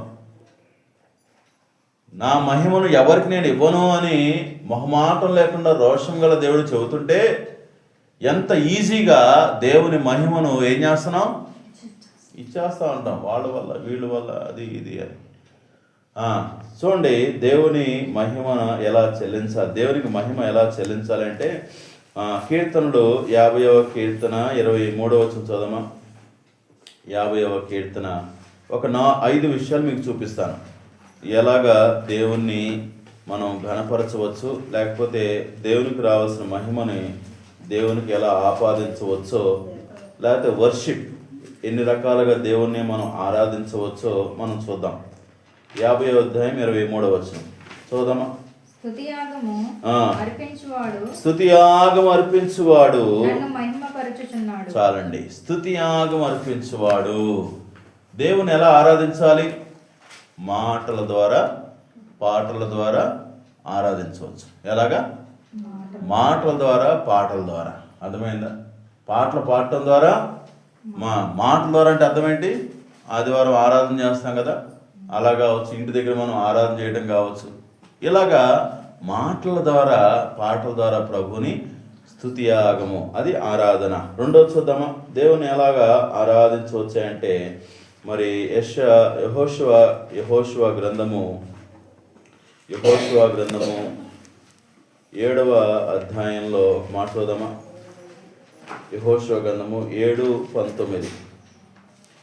దేవుని ఎలాగా ఆరాధించాలి, మనం ఏమి చేస్తే దేవుని ఆరాధించినట్లు అవుతుంది అంటే, మొట్టమొదటిది మాటల ద్వారా, పాటల ద్వారా అయితే, రెండవది దేవునికి ఎలా ఆరాధించవచ్చాయంటే 19.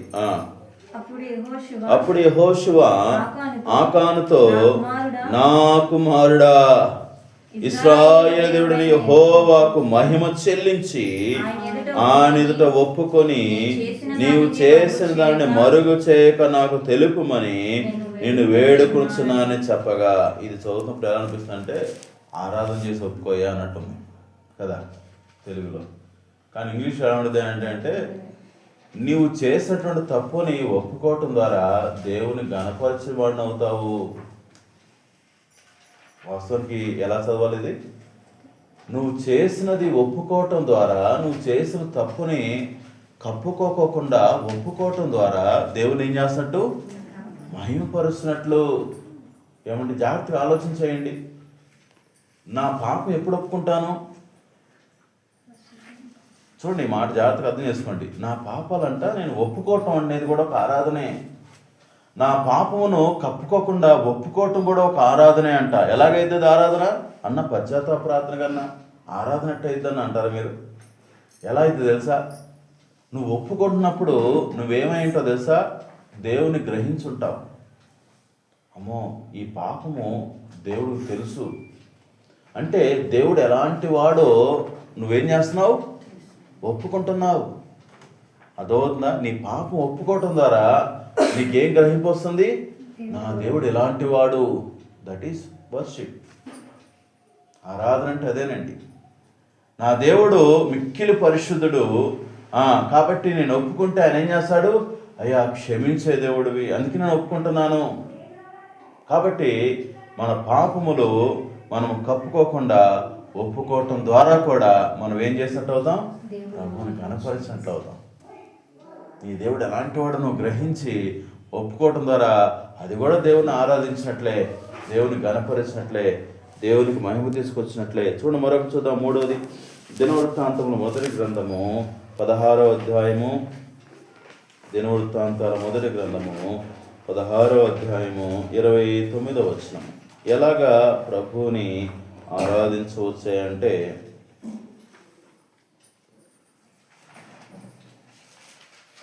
యెహోవా నామమునకు తగిన మహిమను ఆయనకు చెల్లించుడి. యెహోవా నామమునకు తగిన మహిమను ఆయనకు చెల్లించుడి.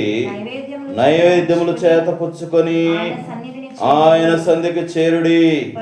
పరిశుద్ధాలంకరముగా ఆభరణమును ధరించుకొని ఆయన సాగిలపడి. ఎలాగ ప్రభుని ఆరాధించటం, ఎలాగ దేవుని మహిమపరచవచ్చు మనం మన జీవితాల ద్వారా అంటే, మొట్టమొదటి ఏంటిది? మన నోటి ద్వారా, అవునా, పాటల ద్వారా, మాటల ద్వారా ప్రభుని ఆరాధించడం దేవునికి మహిమ వస్తుంది. రెండోది, ఎలాగ దేవునికి మహిమ తీసుకురావచ్చు? నేను చేసేటువంటి పాపములు కప్పుకోకుండా ఒప్పుకోవడం ద్వారా. మూడవది, దేవుని సన్నిధికి రాదగిన విధముగా రావటం ద్వారా. ఇప్పుడు ఎప్పుడు వెళ్ళినా పర్వాలేదు రండి అని అంటే వచ్చేవాళ్ళు ఉంటారు, అవునా కదా? 10ంటికి ఆరాధన అంటే అండి 9:30కి వచ్చేవాళ్ళు ఉంటారు, 9:10కి వచ్చేవాళ్ళు ఉంటారు. ఈ 9:30, 9:10కి వచ్చే వాళ్ళ యొక్క మనసు ఏంటి? దేవుని మందిరానికి లేటుగా వెళ్ళవాడు. అమ్మో, దేవుని మందిరంలో నేను ముందుగా వెళ్ళి సిద్ధపడాలి. లేటుగా వచ్చేవాళ్ళు మనసు ఏంటి? ఎప్పుడైనా పర్వాలేదండి, వెళ్ళటం ఇంపార్టెంట్. ఎప్పుడు వెళ్తే ఏంటి, కాసేపు కూర్చుని వస్తే అమ్మాయి తృప్తిగా ఉంటుంది. అంటే వీళ్ళకి ఏమి లేదు, గ్రహింపు లేదు.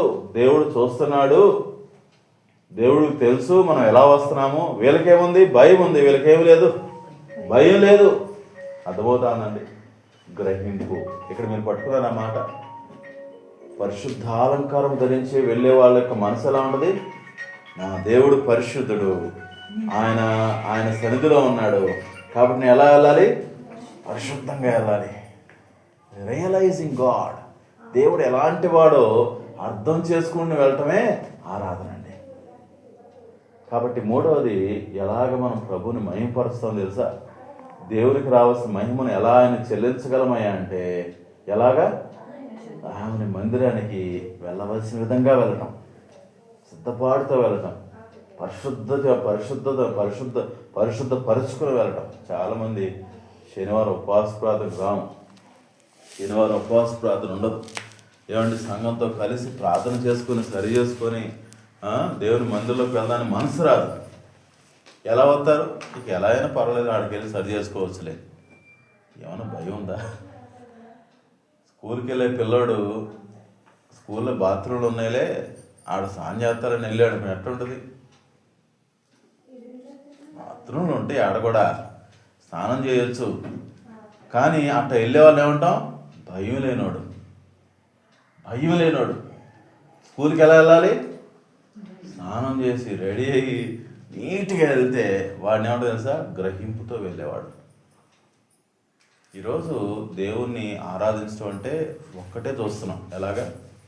దేవుని మహిమపరచడం అంటే ఒక్కటే చూస్తున్నాం. ఎలాగా? ప్రభాను గొప్పోడు అయ్యా, ప్రభాను పరిశుద్ధుడు, ప్రభా అని 2 సార్లు అంటే అయిపోయిందిలే. ఇది కాదు, అదే కాదు, అదే కాదు. ఇంకేంటి? అదొక్కటే కాదు, ఇంకేంటి?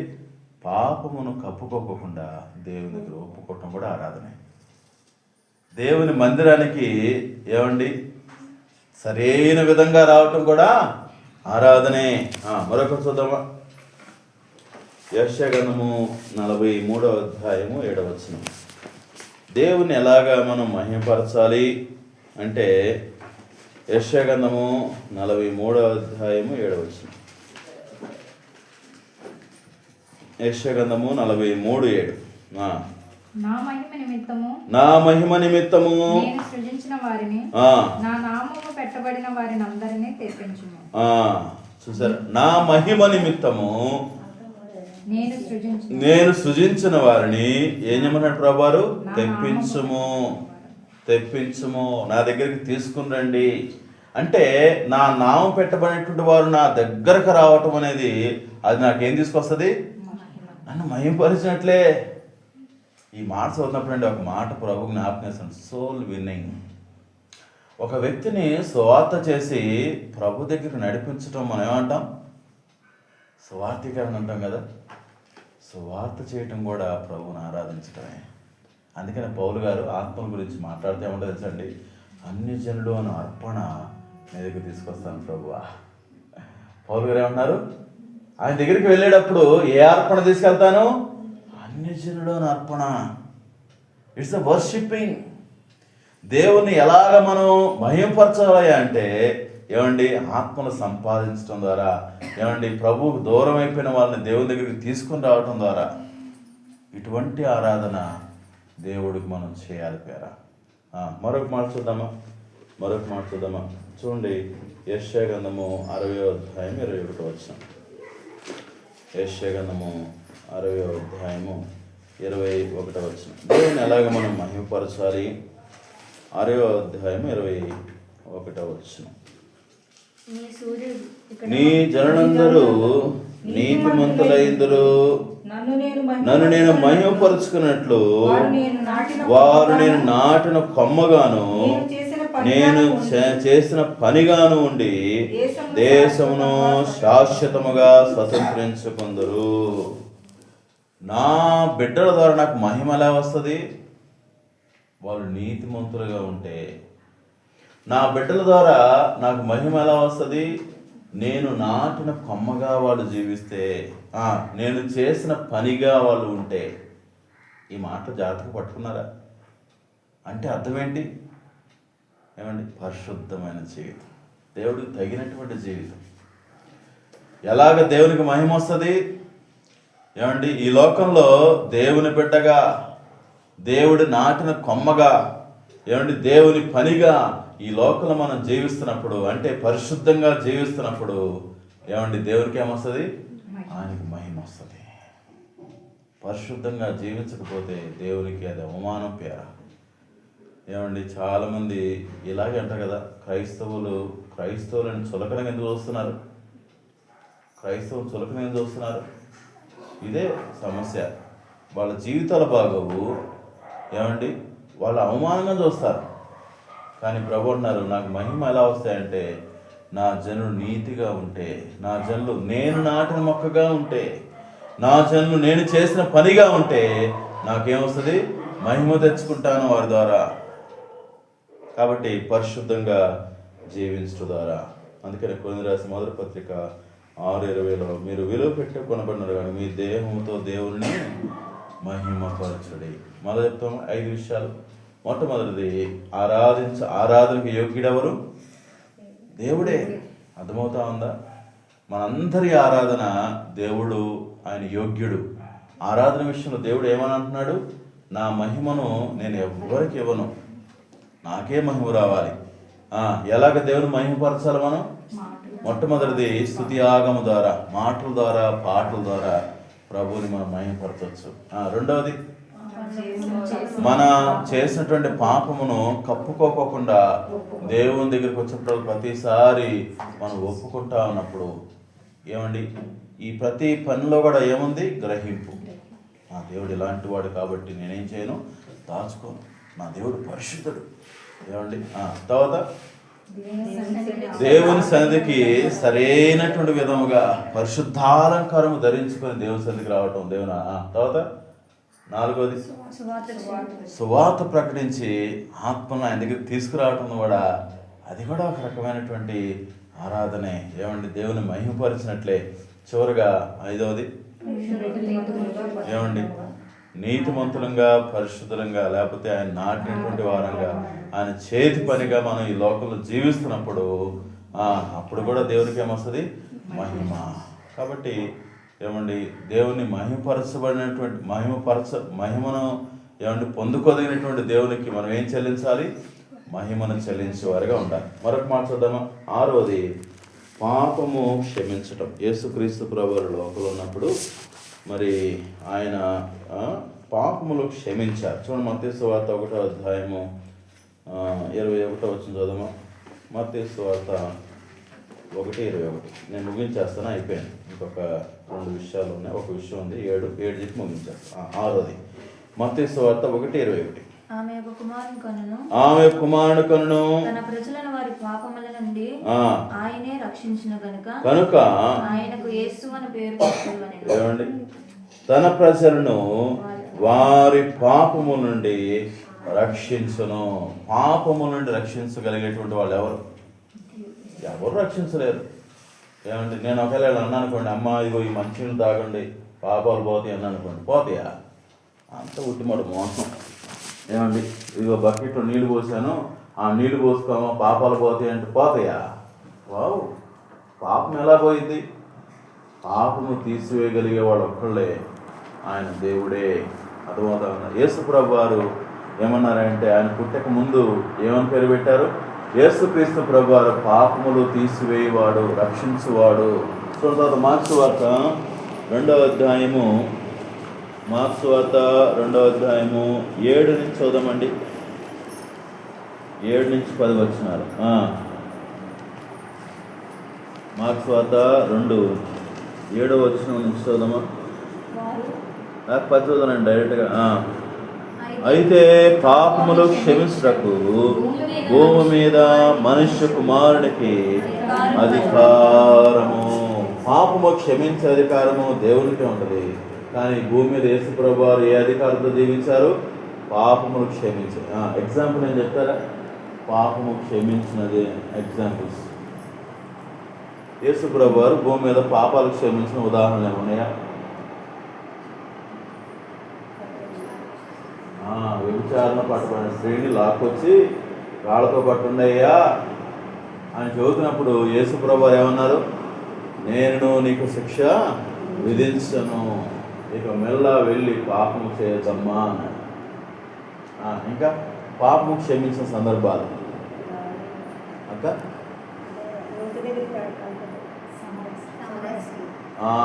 నూతి దగ్గర అన్నారు. రైట్. సమరయ స్త్రీ ఏమండి, ఆమె జీవితంలో కూడా పాపాలను ప్రభు ఏం చేయలేదు, జ్ఞాపకం చేసుకొని ఆమెనేమి క్షమించలేదు. ఏమండి, నేను మెస్సయ్యని నేను విమోచిస్తానని చెప్పి ఆమె క్షమించారు. ఇంకా పాపమును క్షమించినటువంటి ఉదాహరణ ఇంకా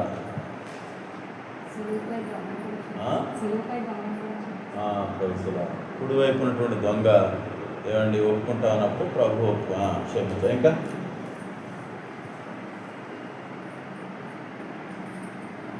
పాపం క్షమించిన వాళ్ళు ఇంకెవరున్నారు బైబిల్లో? మీరు తాళ ఎత్తే కాస్త మెలుపుకుంటారని కొంతమంది మరీ ధ్యానంలోకి వెళ్ళిపోయి పాపం క్షమించారా యేసుప్రభు ఎక్కడన్నా? ఇంకా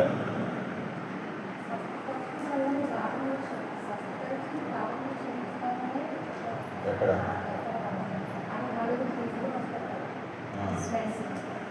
పక్షవాయు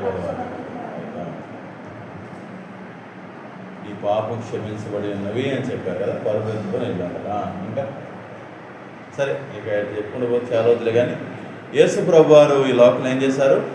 పాపమును క్షమించారు. జాగ్రత్తగా ఉండండి. ఇక్కడ కూడా మనం ఏం చేస్తాం తెలుసా? దేవుని స్థానాన్ని తీసుకుంటాం. ఎలాగా? ప్రభు క్షమించుకోకుండా మనమే క్షమించేస్తాం. ఈ మాట కొంచెం జాగ్రత్తగా వినండి. దేవుడు క్షమించుకోకుండా మనమే క్షమించేస్తాం. ఆ వ్యక్తి వెరక్కోకుండా ఆ వ్యక్తి ఏమండి తన పాపాలు ప్రభు దగ్గర పశ్చాత్తాపడుకోకుండానే మనమే పర్వాలేదులే మనమే ఓదార్చేస్తామని. ఎవరన్నా జాతకండి, ఎవరైనా పడిపోయారనుకోండి, పాపంలో పడ్డారనుకోండి, తప్పులు చేస్తారనుకోండి, వాళ్ళ దగ్గరికి వెళ్ళి ఏమని చెబుతావు? అట్లే లెక్క ఏముంది, చిన్న తప్పులే కదా, మళ్ళీ ఏమని తెచ్చుకురా. అదే నువ్వు చెప్పాల్సింది. ఏం చెప్పాలి? ప్రార్థన చేసుకోక ప్రభు క్షమిస్తారు అని మళ్ళా నేను బలపరుస్తారు. ప్రభు దగ్గర ఒప్పుకోక యథార్థంగా చెప్పాలి. నువ్వు అసలు ఆమె దేవుని దగ్గరికి వెళ్ళకోకుండా నువ్వేం చేస్తావు? నువ్వు ఓదార్చేసి నువ్వు బాగా అసలు ఆమెకు ఇజ్జే చేసి అవి ఒప్పుకునే మనసునే బాగొట్టేస్తావు అని. ఏమండి? రెండోది, మన జీవితాల్లో మన పాపాలని దేవునికి ఏమండి ఆయన క్షమించుకోకుండా మనం ఏం చేసుకుంటాం? మనమే క్షమించేసేసుకుంటాం. ఈ రెండు డేంజరే. అర్థమైందండి? పాపము క్షమించే అధికారం నాకు లేదు. ఏమంటే ఎవరికి ఉన్నది? దేవునికి మాత్రమే ఉంది. అది ఎదుటి వాళ్ళ పాపాలైనా కావచ్చు, లేకపోతే నాలో ఉన్న పాపాలను కావచ్చు. నన్ను నేను క్షమించుకోవడం కానివ్వండి, ఎదుటి వాళ్ళ యొక్క తప్పుల్ని నేను క్షమించడం కానివ్వండి. ఏమండి, ఇది మళ్ళీ ఇది కాదు, ఏది పర్సనల్ సిన్ కాదు. ఉదాహరణకి ఆ తల్లి ఉందనుకోండి, మా అమ్మ అనుకోండి. మా అమ్మ నన్ను తిట్టింది. ఏం పేరు మమ్మీ? మీ పేరు? సింహాచలం. మా అమ్మ అనుకోండి, అమ్మ సొంత అమ్మ అనుకోండి. మా అమ్మ నన్ను తిట్టింది, బూతులు తిట్టింది. ఏమంటే తిట్టాలి, లేదా నేను తిట్టాను ఆమె ఉంటా, కానీ నేను తిట్టాను ఆమె. తిట్టడం తప్ప కదా? ఏమంటే తిట్టడం తప్ప కదా? ఈ విషయాల గురించి నేను అంటలే, నేను అర్థమవుతా ఉందండి. ఇప్పుడు నేను తిట్టాను కాబట్టి దేవుని వాక్యం చెబుతుంది, వాళ్ళు తిట్టినా సరే నేనేం చేయాలి? ముందు నేను క్షమించాలి. అర్థమవుతుంది? దీని విషయం అంటలేదు. ఒక వ్యక్తి పాపంలో పడిపోయిన వ్యక్తి పాపాలు ప్రభు దగ్గర పశ్చాత్తాపడకూడదు, మనం అడ్డుపడకూడదు. అది చాలా జాగ్రత్తగా ఉండాలి. ఆ వ్యక్తి విరిగేలాగా మనం నడిపించాలి. ఆ వ్యక్తి పశ్చాత్తాపడేలాగా మనం నడిపించాలి. అర్థమవుతా ఉందా? నువ్వు మధ్యలో ఇంటర్ఫీర్ అయిపోయి పర్వాలేదులే, దేవుడు క్షమించేస్తాడులే. దేవుడు క్షమిస్తాడు. నువ్వేం చేయాలి? ఒప్పుకోవాలి. అవునా కదా? నువ్వేం చెప్పాలి ఆమెకి? ప్రభు దగ్గర ప్రార్థన చేసుకోక చక్కగా యథార్థంగా ఒప్పుకో అనే మాట అనకుండా పర్వాలేదులే నువ్వు చెప్పావంటే ఏం చేసినట్లు? నువ్వే క్షమించేసినట్లు. అది చాలా భయంకరమైనటువంటి పాపం. కాబట్టి పాపములో క్షమించేటువంటి దేవుడు. తర్వాత 7వదిగా యోహాను సువార్త 16వ అధ్యాయం 7వ వచనం. యోహాను సువార్త 16:7 వచనం.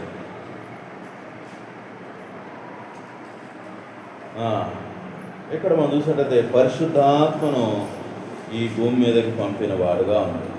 ఏమండి? అయితే నేను మీతో సత్యము చెప్తున్నాను, నేను వెళ్ళిపోవటం వలన మీకు ప్రయోజనం. నేను వెళ్ళిన ఎడల ఆదరణకర్త మీ ఆదరణ మీదకు రాడు. నేను వెళ్ళిన ఎడల ఆయన మీ యొద్దకు పంపుదును. ఏం చేస్తాడు? నేను పంపిస్తాను. ఏమండి? ఇది ఎవరికుండే అధికారం? ఎవరికుండే హక్కు? ఇది దేవునికి మాత్రమే ఉండే హక్కు. అర్థమవుతా ఉందా? ఇప్పుడు చెప్తారు మళ్ళీ 7 హక్కులు. ఏంటవి? యేసుక్రీస్తు ప్రభువారు ఈ లోకంలో ఉన్నప్పుడు దేవుని యొక్క హక్కులు కలిగి జీవించారు. ఏంటవి? మొట్టమొదటిది మృతులను లేపటం, చనిపోయిన వారిని తిరిగి లేపారు. అది మనిషి చేసే పని కాదు, దేవుడు మాత్రమే చేసే పని. రెండోది